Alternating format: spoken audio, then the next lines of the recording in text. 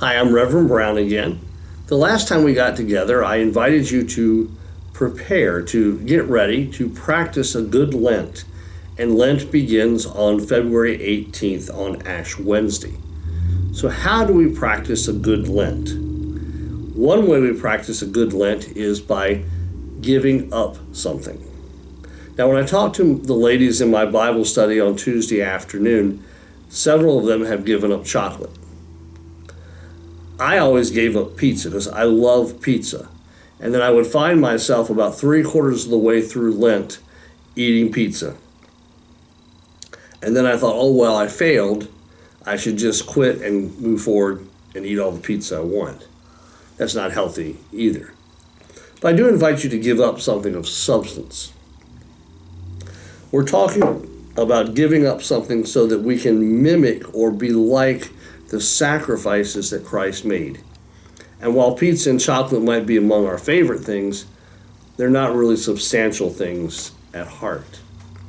But let me make some suggestions to you.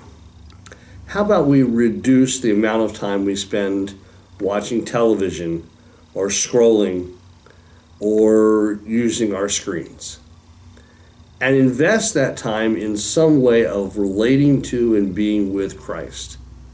I think that will be time better spent. Maybe we could give up talking about others. I have a rule that says we don't talk about other people unless they're in the room with us, or unless it's saying something good and positive about them. Maybe we could give up gossiping.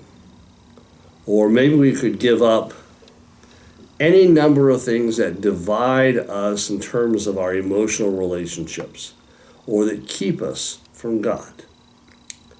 The invitation of Lent is to focus, to pay attention to Christ, to look for God in all things, to see the movement of God in our hearts. And so often what we do is we get distracted. We focus on the wrong things. And so our prayer during Lent is that whatever we do, whatever we give up, we use that time, use those resources to love God and to love others. For my part, I have decided that at some level, small steps, I'm going to go back and do fasting.